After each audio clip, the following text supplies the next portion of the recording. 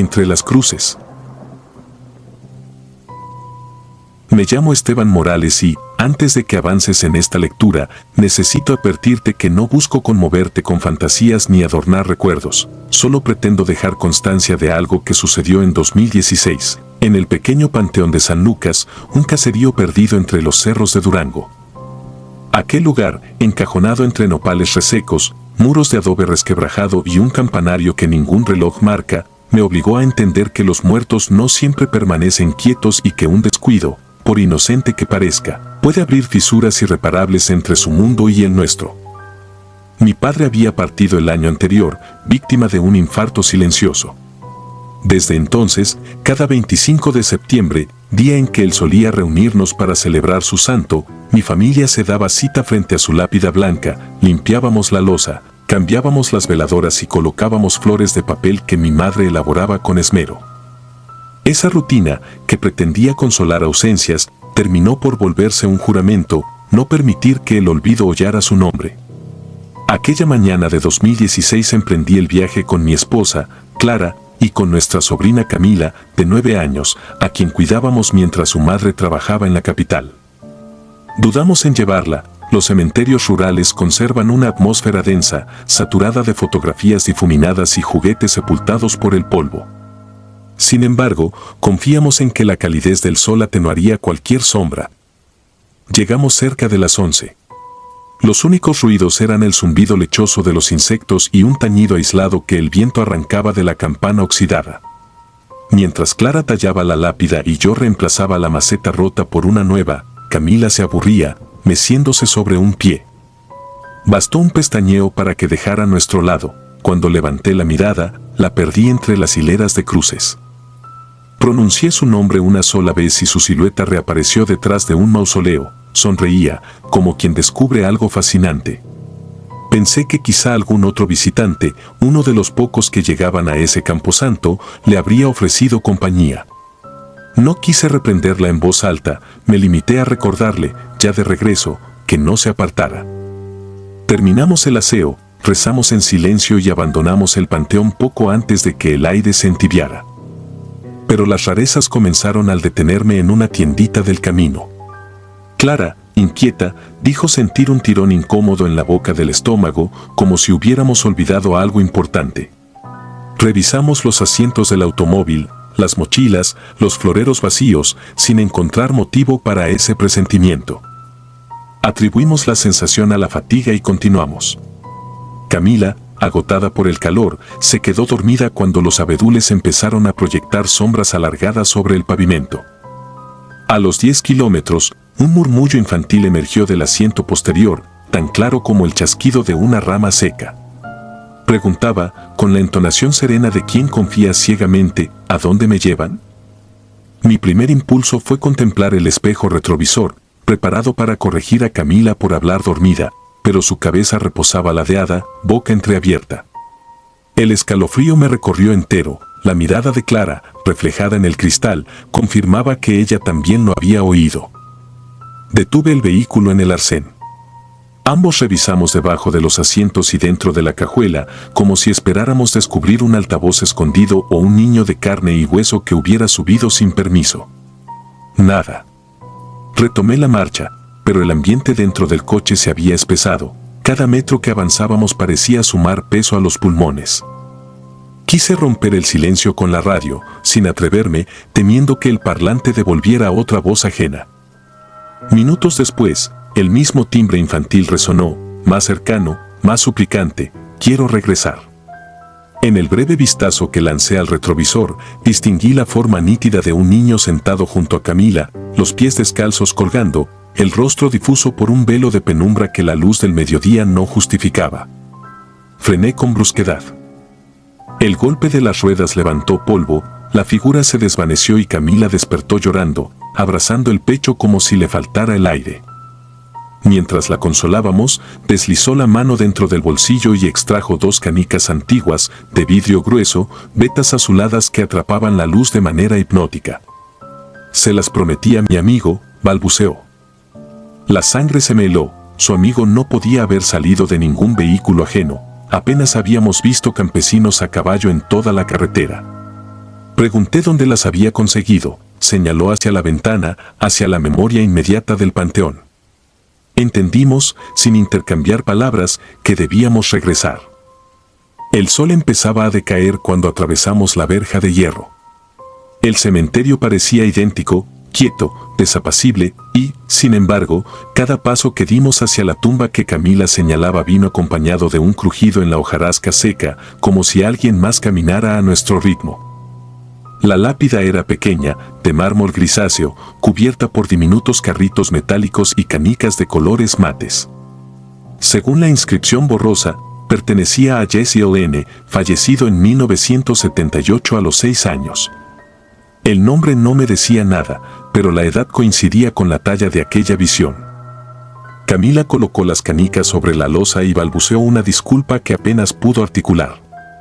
En cuanto retiró los dedos, creí percibir un leve temblor en la superficie de mármol, apenas una vibración que detuvo todo a su alrededor, el tiempo, el chirrido del portón lejano, el gorjeo de las tórtolas. Un olor denso a flor de muerto se intensificó, sofocante, como si hubieran abierto una fosa reciente. Clara se persignó, yo retrocedí un paso, empujando suavemente a Camila para alejarnos. No hubo más voces en el camino de regreso, pero la noche cayó al llegar a casa, repleta de presagios. Mientras preparaba café para despejar la mente, descubrí tierra fresca bajo las uñas de Camila, aunque juró no haber tocado el suelo. Lavé sus manos con esmero, sin atreverme a comentar nada. Esa madrugada, un chirrido metálico resonó en el patio, parecido al rodar de juguetes sobre grava. Me asomé y, bajo la penumbra de la lámpara, vislumbré 2 canicas idénticas a las devueltas, inmóviles sobre el mosaico. Las recogí con un paño y las encerré en un frasco sellado con cera. La sola idea de arrojarlas a la basura me parecía irrespetuosa, quizá peligrosa. Las semanas transcurrieron sin más incidentes visibles, pero yo ya no dormía igual. Un susurro ocasional emergía al borde del oído cuando la casa había guardado silencio absoluto. Eran palabras confusas, repetidas, nutridas de la misma pregunta del vehículo: ¿dónde están mis cosas? Volvimos al panteón en diciembre, cargados de flores de cempasúchil, veladoras nuevas y, por decisión propia, un camión de hojalata para Jaciel. Quise creer que el juguete, robusto y brillante, compensaría la ofensa cometida. Dejamos la ofrenda entre las canicas y los carritos oxidados. Al girarme, me pareció ver la sombra de un niño corriendo entre los cipreses. No sentí miedo esa vez, solo una compasión punzante. Desde entonces visito aquella tumba cada año, como lo hacía con la de mi padre. Llevo un juguete distinto y rezo 2 credos, uno por cada difunto. Jamás he vuelto a escuchar la voz dentro de mi casa ni en la carretera, pero el incidente me enseñó algo que reluce en mi conciencia con la frialdad de una losa. En los cementerios rurales, los objetos no son cosas inertes sino puentes, y un puente cruzado sin permiso puede dejar al vivo atrapado a medio paso del otro lado. Aún conservo el frasco sellado, las canicas se han empañado con el tiempo, como si un aliento invisible las cubriera en las madrugadas. No pienso abrirlo para comprobarlo. He preferido compartir esta experiencia con la esperanza de que a alguien más le sirva. No se trata de satanizar la inocencia de un niño o las visitas a los difuntos, se trata de recordar que, bajo la tierra removida, laten pactos que exceden nuestra lógica y que el respeto, aunque parezca un gesto mínimo, dejar un juguete donde estaba. Guardar silencio donde otros descansan puede ser la única barrera entre la curiosidad y el horror. Si alguna vez escuchas un susurro entre las cruces rogando que lo devuelvan a casa, no busques al dueño con la mirada, lleva el objeto de vuelta y retírate con el corazón ligero. Quizá, con suerte, las voces se apaguen en el viento y los sueños vuelvan a ser solo sueños. Sin rostro. Había pasado más de 4 décadas, pero mi corazón todavía se acelera con solo recordar aquellas madrugadas en el viejo camposanto de San Miguel de la Sierra, un caserío perdido en las montañas del sur de Jalisco. En 1978 yo tenía 22 años y acepté el puesto de guardia nocturno porque pagaban un poco más que en los ranchos vecinos. Pensé que vigilar tumbas sería un trabajo tranquilo, casi contemplativo. Nunca imaginé que el silencio de los muertos podía morder más hondo que cualquier fiera. El cementerio era pequeño, cercado apenas por un tapial de adobe agrietado y portones de hierro forjado que chirriaban incluso cuando el viento estaba en calma. A un costado del panteón moderno se alzaba el pabellón antiguo, un cuadrante olvidado donde las cruces de madera estaban carcomidas y las losas se levantaban como dientes torcidos. Aquella sección se apartaba unos 50 metros del ala nueva, un pasillo de tierra reseca cubierto de maleza y un paredón de cipreses retorcidos creaban una penumbra perpetua, como si el sol tampoco quisiera poner un pie ahí. Mi jornada empezaba a las 8 de la noche y concluía a las 5 de la madrugada. La instrucción era clara, a las 9 en punto no debía quedar ningún doliente adentro. Si alguien se escondía para beber o profanar, debía expulsarlo, si ofrecía resistencia, estaba autorizado a llamar a los rurales. La gente del pueblo susurraba que, años atrás, unos estudiantes de medicina habían desenterrado restos para sus prácticas clandestinas. Yo nunca vi nada parecido, pero la sola posibilidad de revendedores de huesos hacía que el ayuntamiento pagara 2 sueldos de guardia como el mío. Durante las primeras semanas me acostumbré al ritmo lento de los grillos y a la oscuridad espesa de la barranca. Caminaba con mi linterna de pilas y una lámpara de petróleo atada al cinto, la luz amarillenta parecía desintegrarse antes de tocar las lápidas. Pese a todo, me sentía seguro. El miedo, cuando uno es joven, se esconde detrás de la arrogancia. Recorría las callejuelas de tumbas silbando corridos, convencido de que un par de pasos firmes bastaban para ahuyentar a cualquier vivo con malas intenciones. Todo cambió la noche del 2 de noviembre. No había luna y el viento arrastraba un olor rancio, mezcla de cera quemada y flores marchitas. A eso de la 1, mientras hacía mi tercera ronda, distinguí un resplandor rojizo detrás de los cipreses del pabellón antiguo. Pensé que alguna familia devota habría vuelto a encender veladoras sin permiso. Avancé apartando ramas, el sendero crujió bajo mis botas. A cada paso sentía la garganta más seca, aunque no entendía por qué. Cuando la linterna iluminó el claro, vi la figura arrodillada ante una tumba anónima, la cabeza inclinada como en rezo. El fuego que chispeaba frente a ella no era vela, parecía una brasa viva, pulsando débilmente contra la hierba. Me aclaré la voz y, con tono firme, ordené que se retirara. La figura no se movió ni respondió, su silencio, más que una ofensa, me pareció un desafío. Repetí la advertencia y di otro paso. Fue entonces cuando algo me falló dentro, un temblor súbito me aflojó las rodillas y la linterna bailó en mi mano. Nunca antes me había paralizado el miedo, aquella vez sentí el pulso retumbarme en los oídos como tambores de guerra. Aún así, crucé el último tramo. Coloqué mi mano en su hombro para obligarlo a levantarse. La criatura alzó el rostro y me miró. Solo que no había ojos, ni nariz, ni boca, una superficie lisa, blanca y húmeda ocupaba el sitio donde debía estar la cara. Un grito se atascó en mi tráquea. La linterna resbaló y se apagó contra la tierra. Tropecé hacia atrás y corrí entre lápidas, sin mirar atrás por miedo a que aquello me siguiera flotando como un espectro. Al llegar al pabellón nuevo me di cuenta de que todavía empuñaba la lámpara de petróleo, la flama temblaba tanto como mis manos. Cerré los portones con cerrojo, abandoné las rondas y pasé el resto de la noche sentado en la caseta, rezando sin voz hasta que clareó el oriente. A la mañana siguiente confesé lo ocurrido a los 2 guardias del turno diurno. Se miraron, luego se rieron con una mueca amarga. Uno dijo, «Ya viste al que no tiene rostro». El otro añadió que aquel panteón viejo cargaba una maldición, supuestamente, antes de la revolución, un sepulturero ambicioso había sacado cofres de objetos de valor de las tumbas y, al ser descubierto, los pobladores lo mataron a golpes. No hubo cura para los huesos quebrados ni misa para su alma. Cuentan que fue enterrado sin sudario ni nombre, boca abajo, para que jamás pudiera hallar la salida. Desde entonces su espíritu vagaba sin cara, buscando ojos ajenos con los que volver a ver. Quise renunciar de inmediato, pero la necesidad pesa más que el pavor. Acordé con mis superiores que seguiría, siempre que me asignaran un perro y un compañero. La siguiente semana el ayuntamiento envió a Pastor, un pastor alemán viejo y desganado, y a un peón llamado Benítez que solo aguantó 2 turnos antes de desertar. Decidí encarar el terror de frente, me prometí recorrer el pabellón antiguo cada hora, para demostrarme que todo había sido una alucinación producto del cansancio.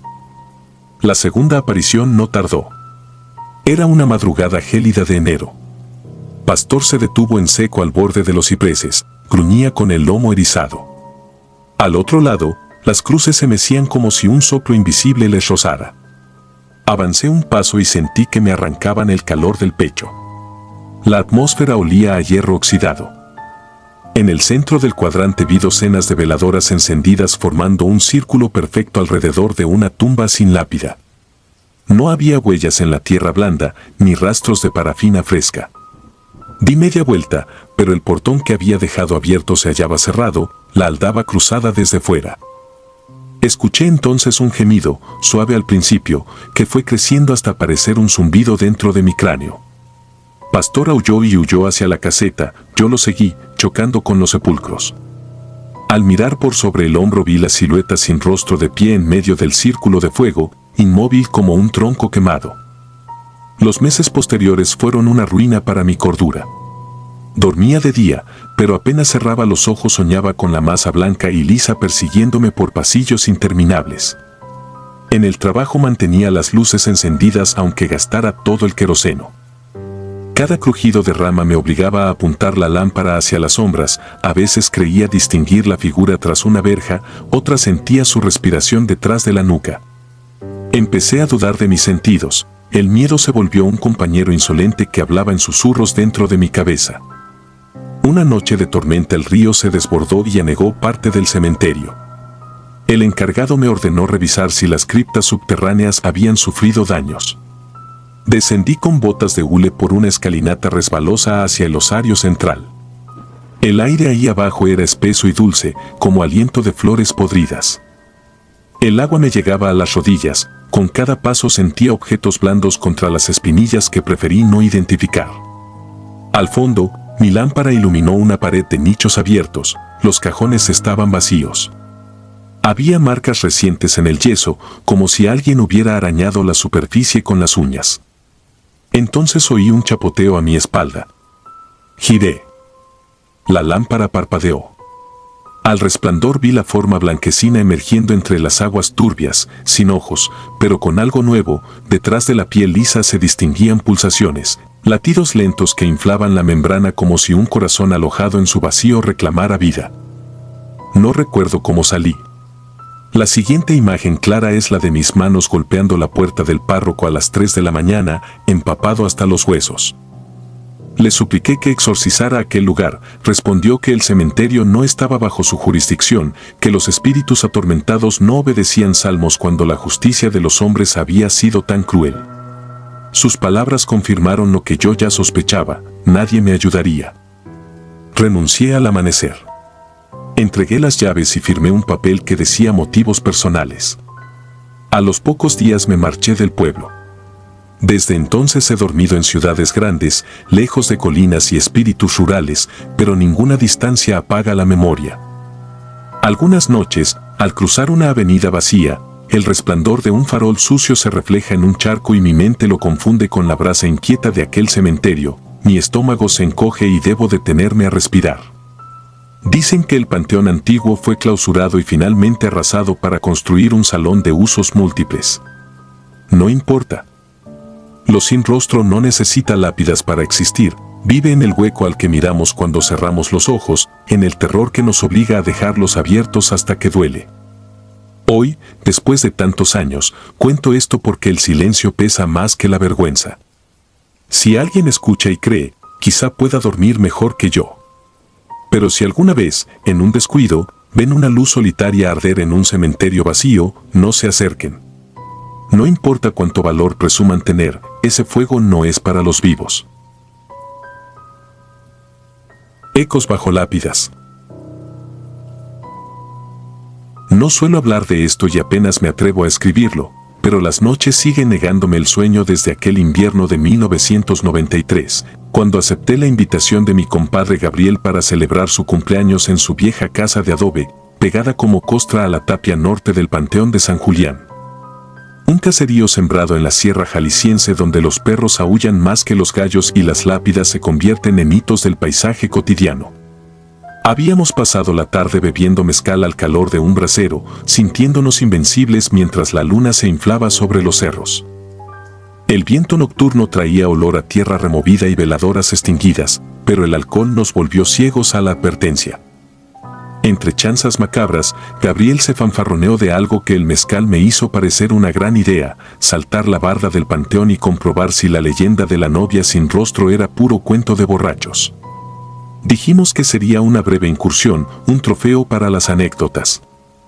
Esa bravuconería de rancho joven nos empujó a trepar la tapia de piedras amontonadas. Al caer dentro, el silencio fue tan espeso que oímos nuestras propias pisadas sobre la gravilla, como si arrastráramos cadenas invisibles. Las cruces de madera asomaban como costillas de un cadáver gigantesco, cada una moteada de líquenes y oraciones deslavadas por la lluvia. Avanzamos sin rumbo claro, tomando como faro la linterna que Gabriel sostenía con mano temblorosa, fingiendo firmeza. El frejol de luz se deslizaba por inscripciones rotas y retratos sepia de difuntos cuyos ojos parecían seguirnos. Yo respiraba por la boca para no olfatear la mezcla de cera rancia y humedad que exudaban los nichos. En el centro del camposanto se alzaba la capilla de las ánimas, un cuartito blanco con la pintura escarapelada y un campanil minúsculo que ya no tenía campana. Gabriel se empeñó en rodear aquel edificio porque, según él, los veladores solían patrullar los pasillos laterales. Sugirió burlarse del guardia, soltar un alarido y correr. A esas alturas el reto me pareció infantil, pero asentí para no quedar como cobarde. Nos apostamos tras la esquina de la capilla. Escuchamos pasos acompasados y el chasquido ocasional de un bastón golpeando la piedra. Esperamos hasta distinguir el murmullo grave de un hombre que mascullaba quién sabe qué rezos al caminar. Sin embargo, cuando el sonido se plantó a pocos metros, la linterna ajena nunca apareció. Una bruma pálida comenzó a brotar del piso, y con ella un olor agrio, como flores marchitas en agua estancada. No vimos figura alguna, solo oímos los pasos. Gabriel se adelantó para asomarse y quiso creer que la linterna del vigilante estaba orientada al suelo, por eso la luz no se veía. Dio 2 zancadas, se inclinó y asomó apenas medio rostro. De inmediato regresó lívido, los labios balbuceando sin emitir palabra. No pregunté nada, el terror estampado en sus ojos bastaba. Empezamos a correr entre tumbas, chocando contra cruces y floreros caídos. Yo volteé un instante y descubrí que la niebla se compactaba tras nosotros en forma humanoide, alzándose unos centímetros por encima de los mausoleos, como si cada vaho exhalado por las criptas hubiera encontrado un molde blanquecino para convertirse en espectro. No había linterna, ni guardia, ni bastón. Aquello era la novia sin rostro, un velo roído de vapor gris, sosteniendo la nada a la altura de donde debería ir la cabeza. No gritaba, pero el aire vibraba con un lamento sin voz. Corrimos hacia la tapia y, al escalar, la suela de Gabriel resbaló en la piedra húmeda. Tuve que jalarlo del brazo mientras sentía un frío glacial reptar por mis pantorrillas, como si manos invisibles me tantearan los huesos. Al caer fuera del cementerio no nos detuvimos. Solo cuando las luces amarillentas de la callejuela principal nos envolvieron, nos atrevimos a mirar atrás. La niebla había desaparecido, pero un repique metálico surgió en la distancia, idéntico al tañido de una campana que la capilla ya no poseía. Nos refugiamos en la casa, juramos no hablar del asunto, bebimos agua para bajar la borrachera y tratamos de dormir. Nadie pegó un ojo. La pesadilla, sin embargo, no terminó esa madrugada. Durante la semana siguiente, cada vez que salía rumbo a la parcela al amanecer, hallaba huellas de un vestido arrastrado sobre la tierra húmeda que bordea la tapia. No eran marcas de perro ni de persona, eran 2 surcos paralelos, largos y limpios, imposibles de hacer con los pies humanos a menos que alguien se deslizara, flotando. Al tercer día, me armé de valor y volví de día al cementerio con la excusa de limpiar la tumba de mi tía abuela. La luz del sol volvía todo menos amenazador, o eso pensé. Avancé hacia la capilla y descubrí, en la pared norte, un grafiti reciente, una fecha de 1913 tallada con navaja sobre la cal, como si la pintura se hubiese descascarado esa misma mañana para revelar el número. Alrededor del año había gotas de lo que parecía óxido, pero cuando acerqué la mano vi que era cera roja todavía blanda. Un enterrador anciano me observaba a lo lejos. Él sabía algo, lo intuí en su ceño. Me acerqué a preguntar y, con voz de carrizo seco, dijo que la novia sin rostro no era cuento para espantar chamacos, sino un alma que jamás encontró reposo. Fue una muchacha llamada Úrsula, murmuró, murió en 1913, la enterraron en un nicho humilde y, la noche antes de su boda, alguien saqueó su tumba para robarle el vestido y las joyas que su madre había dispuesto en la cajita. El viejo señaló con el mentón hacia un paredón cubierto de musgo, allí apenas se leía el nombre Úrsula Gómez entre grietas. Desde entonces, continuó, cada aniversario de su muerte, se le ve rondar los pasillos, buscando lo que le robaron. Despide un olor a flores podridas y toca la campana que ya no cuelga en la torre. No le conté lo que habíamos visto, pero ya no necesitaba hacerlo. Su explicación coincidía con el hedor rancio, con el sonido que nos persiguió, con la fecha tallada y fresca. Agradecí y me marché, cargando herramientas que no había usado. Esa noche, Gabriel llamó para decir que a las 12 en punto alguien golpeó su ventana. No vio rostro, solo un velo gris pegado al vidrio. Le recé a todos los santos y le supliqué que no abriera. Amaneció temblando en un rincón de su sala. Los días siguientes, el pueblo se sumió en un clima enfermizo. Gatos desaparecían, ofrendas de veladoras aparecían apagadas y vueltas a encender solas. Los campesinos evitaban la calle que bordea la tapia, contaban que la bruma caía temprano y que del cementerio provenía un tintineo lejano. El cura suspendió los rosarios nocturnos y cerró la parroquia a partir de las 6. Una tarde, mientras limpiaba la zanja de riego, hallé entre los terrones un trozo de tela amarfilada, bordada con flores marchitas. Al sacudirla, la costura mostró minúsculas gotas secas de sangre. El viento sopló fuerte, el cielo se encapotó y las campanas de la iglesia repicaron sin mano humana. Entendí el mensaje, Úrsula buscaba su vestido y su velo. Aquello que me alcanzó quizá era un retal de lo robado, arrancado durante la persecución.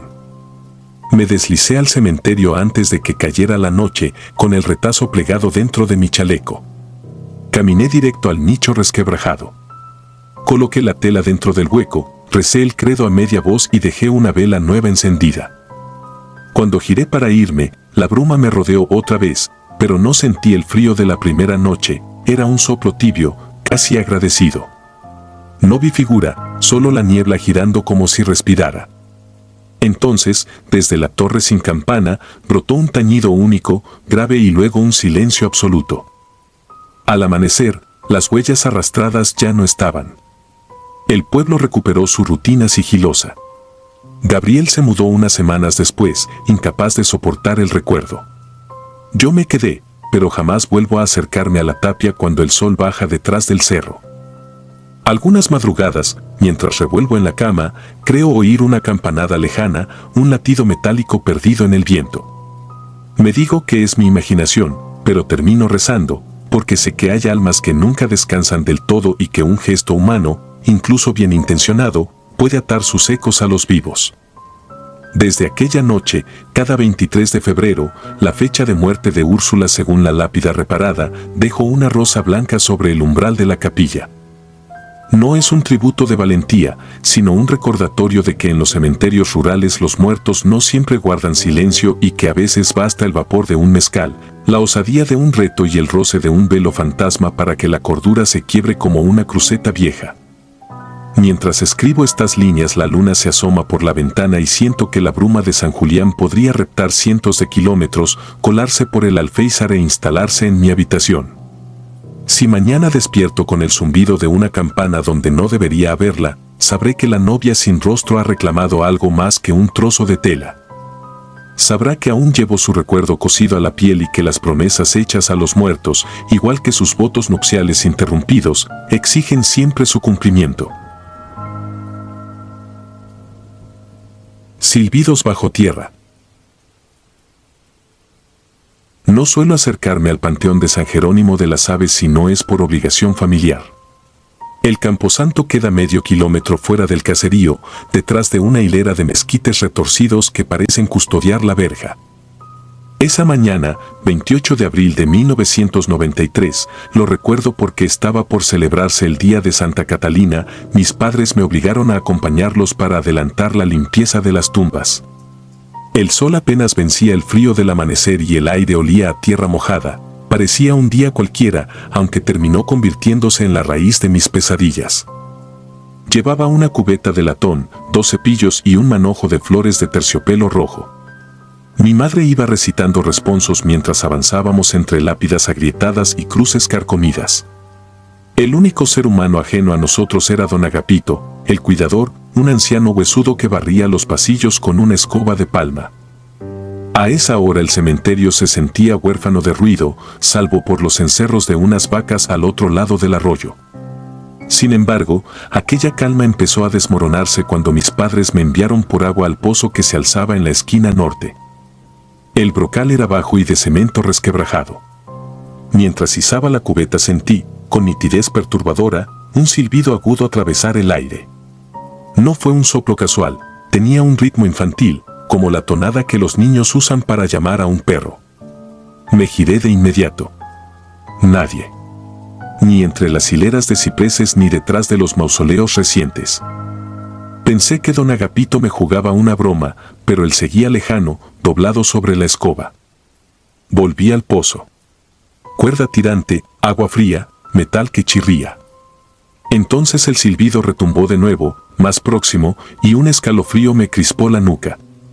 Lo localicé, provenía de una capilla diminuta adosada al muro perimetral. Era una de esas casitas de tabique con techo de 2 aguas que las familias adineradas utilizan para encerrar a sus muertos distinguidos. Una reja herrumbrosa protegía la entrada y en la penumbra interior apenas se divisaba una lápida rectangular cubierta de veladoras apagadas. Me acerqué a paso lento, maravillado y temeroso al mismo tiempo. El silbido cesó cuando estuve a 2 metros. Un silencio denso cubrió el pasillo, tan espeso que escuché mi propio pulso martilleando en las sienes. Aún así, reuní valor y pegué la frente a los barrotes. Entre vela humedecida, olor a cera derretida, y allí estaba, un niño de no más de 8 años, de piel ceniza y ojos hundidos, sentado sobre la lápida. Vestía camisa blanca anticuada y sostenía entre los labios una ramita seca como si fuera un silbato. Me observaba con una fijeza inhumana. Un segundo después, su boca despuntó en una media sonrisa impropia de un crío. Retrocedí sin sentir las piernas. De pronto una mano áspera se posó en mi hombro, casi solté un grito. Era don Agapito. Su voz cascada rompió el mutismo del camposanto: no mire más allá de lo que hace falta, muchacho. Fue la única frase completa que me soltó. Antes de que pudiera replicarle me tendió un ramo de ruda recién cortada y me ordenó, con un gesto imperativo, que me frotara la cabeza y el pecho. Seguí la instrucción mientras él se aproximaba a la capilla. Sacó un manojo de llaves, tanteó la cerradura y comprobó que el candado seguía sellado con cadenas cruzadas. Después miró adentro un instante y bajó la vista, su rostro se tensó como una cuerda húmeda. Me condujo varios metros lejos de aquel lugar y, sin volver la mirada, masculló apenas un par de sílabas: aire malo. No necesitó decir más.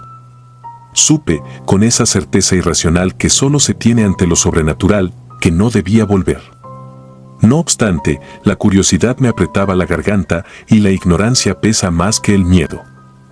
Terminamos la faena sin novedad, pero toda la mañana me persiguió la sensación de ser observado. Juraría que cada vez que levantaba la vista distinguía una silueta menuda entre los nichos, siempre esquiva, siempre fuera de foco. Esa noche, al tratar de dormir, me sorprendió un silbido idéntico al del cementerio flotando por la calle.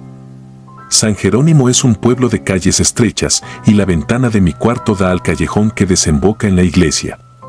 Volví la mirada con el corazón desbocado, nada en el empedrado, ni sombras ni perros. El aire estaba inmóvil. El silbido se repitió, esta vez dentro de la casa, como si cruzara el zaguán y subiera los escalones. Cuando la puerta de mi habitación se estremeció con un golpecito suave, atiné a bloquearla con el respaldo de una silla y a rezar en silencio. Pasaron horas, o eso sentí, hasta que amaneció. Con la luz del día recapacité y me dije que todo pudo ser fruto del cansancio. Me convencí de que la ruda bastaba para espantar supersticiones. Pero al mediodía mi madre, con gesto alarmado, me mostró algo. Junto al piloncillo dejó un papel arrugado, viejo, donde se leía un nombre: Benigno Taboada, 1945 a 1953. Me sonaba vago, como una campana a lo lejos. Fui al archivo parroquial, aprovechando que el sacristán viejo me debía favores. Benigno, descubrí, había sido un niño del pueblo que murió ahogado en el río hace 40 años. Sus restos reposaban, sorpresa cruel, en la misma capillita donde yo lo vi silbar. Ahí debería haber acabado mi necedad, pero la lógica me empujó a una conclusión sencilla y peligrosa: si Benigno me visitaba, era porque necesitaba algo. Las leyendas de la región dicen que el aire del camposanto persigue a los vivos hasta que se le brinda un rezo o se desata un secreto familiar. Ignorar la señal podía traer desgracia. Temblando, busqué al cura. Se negó a escuchar mis divagaciones, solo me confió que la tumba de Benigno llevaba décadas sin recibir visita, pues la familia emigró al norte y nunca volvió. Quedé con un peso más grande. Esa misma tarde regresé solo al cementerio. Quise creer que, si depositaba flores y rezaba un rosario, el muchacho encontraría reposo. Un viento rascaba los cipreses y hacía crujir la verja. El cielo se había oscurecido aún antes de la puesta de sol, nubarrones plomizos tragaban el horizonte. Crucé los pasillos arrastrando los pies y oí un murmullo lejano, como cuando el mar se mete en un caracol. Venía de la capilla. Allí, el candado estaba aún cerrado, aunque percibí un olor a río estancado y lirios podridos. Coloqué las flores delante de la reja y recité una oración atropellada. El silbido estalló, esta vez tan agudo que creí que el esmalte de mis dientes se agrietaba. Por reflejo lancé la cubeta contra la puerta, rebotó con estrépito y el sonido se multiplicó en ecos metálicos que recorrieron el panteón. Entonces las veladoras dentro de la capilla se encendieron solas, una por una, iluminando el interior como un altar funerario. A la luz tremolante apareció Benigno, o lo que quedaba de él, de pie sobre la lápida. Su camisa goteaba un agua negra que no tocaba el suelo.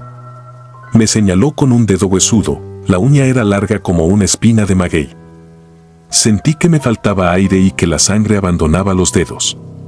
De pronto, todo desapareció: luz, figura, sonido. Quedé a oscuras, con la respiración dispareja. Cuando intenté moverme, mis piernas no respondieron, me desplomé de rodillas. Diré la verdad, lloré, no de tristeza sino de una mezcla vergonzosa de terror y culpa. No sé cuánto tiempo pasó hasta que don Agapito me halló.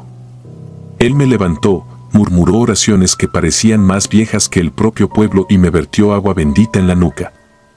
Me llevó a su caseta y, bajo la luz temblona de un quinqué, me contó la verdad que nadie menciona: el pozo del cementerio se comunica por filtraciones con el río donde Benigno murió.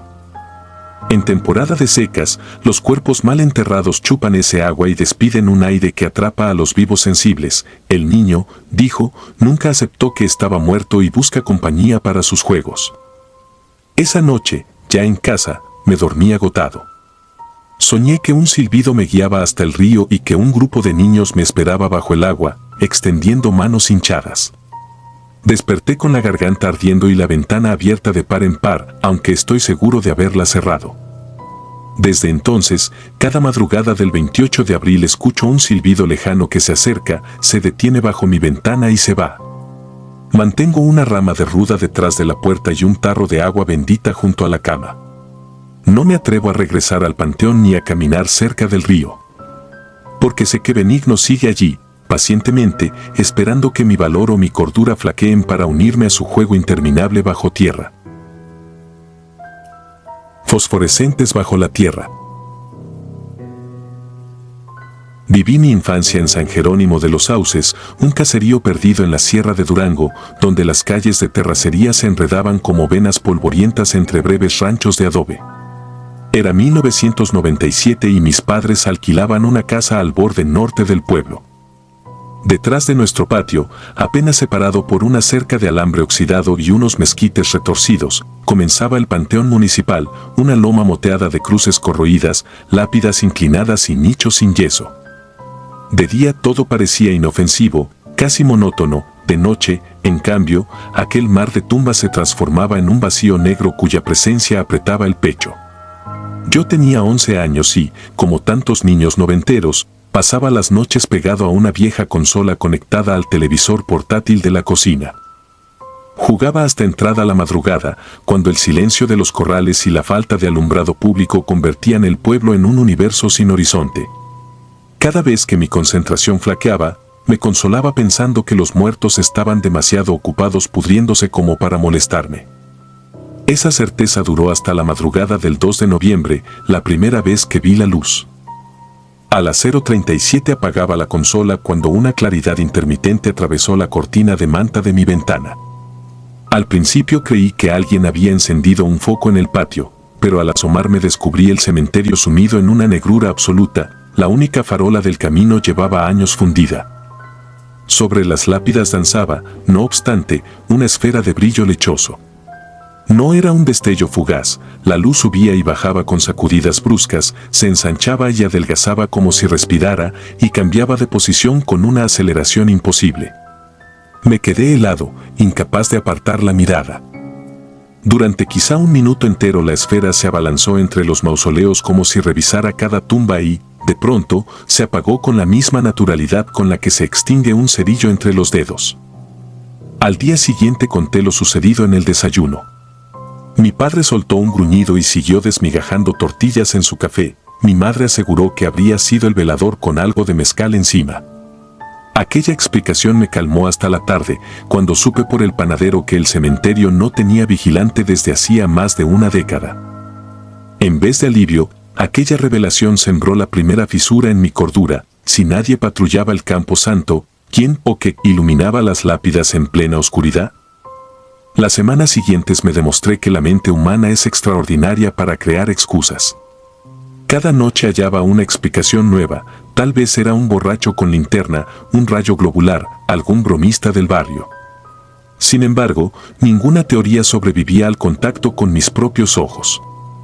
Vi la esfera aparecer 6 veces más, siempre después de la medianoche, siempre repitiendo su coreografía vertiginosa. Una vez se dividió en 2 puntos incandescentes que zigzaguearon con la gracia de luciérnagas coléricas, para fusionarse segundos después en un solo núcleo enceguecedor. Otra velada trazó círculos sobre la fosa común y emitió un leve zumbido, parecido al crujido que produce la electricidad cuando se escapa de un cable pelado. El miedo se fue infiltrando en la rutina doméstica.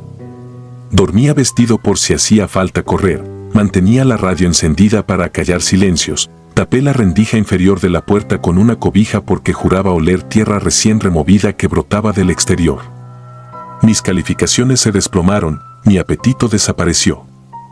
Aún así, algo más fuerte que el pánico me obligaba a espiar el cementerio. Me convencí de que, si descifraba el origen de aquella luminiscencia, recobraría la paz. No sabía que la curiosidad es una cerradura de un solo sentido, basta un giro para que nunca vuelva a cerrarse. El viernes, 12 de diciembre decidí investigar. Esperé a que mis padres durmieran y me calcé botas, sudadera y una lámpara de mano prestada. Salté la cerca trasera, caí entre matorrales secos y avancé con paso lento sobre el pasto amarillento que cubría las tumbas más antiguas. El cielo no ofrecía luna, mis propios latidos marcaban el compás. No hubo luz durante los primeros minutos, y casi me sentí ridículo, hasta que una vibración tibia atravesó mi nuca. Giré, sobre una bóveda de concreto, a escasos 20 metros, flotaba la esfera. Era más grande de lo que parecía desde la ventana, tal vez del tamaño de un balón de baloncesto, y pulsaba en intervalos regulares, como un corazón translúcido. Al dirigir mi lámpara hacia ella, se apagó al instante, pero el panteón no quedó a oscuras. Una docena de puntos más pequeños prendieron por todos los rincones, detrás de cruces torcidas, dentro de nichos abiertos, encima de montículos de tierra fresca. Comprendí entonces que la primera luz era apenas la heraldo de un enjambre. Cada chispa emitía un silbido agudo, casi una queja infantil, y se desplazaba en línea recta hasta posarse sobre la boca de una tumba. El aire se impregnó de un hedor acre a hueso húmedo. Sentí que el suelo vibraba bajo mis suelas y, al enfocarlo, observé el polvo moverse como si algo enorme aspirara desde el subsuelo. No recuerdo haber gritado, pero mi garganta ardió cuando retrocedí. Choqué con una lápida y caí de espaldas. Fue entonces cuando lo vi con claridad. A ras de tierra, un resplandor verdoso surgía de las grietas entre ladrillos, como si todo el panteón ardiera por dentro. Las luces flotantes comenzaron a descender, penetrando el suelo como luciérnagas ahogadas. Cuando la última esfera se hundió, la vibración cesó y la negrura regresó más absoluta. El silencio no duró. Desde lo profundo emergió un susurro múltiple, una mezcla de lamentos y respiraciones juiciosas que parecían discutir en idioma desconocido. Sentí que mi cráneo iba a reventar. Gateé, me incorporé y corrí sin mirar atrás hasta estrellarme contra la cerca de mi patio.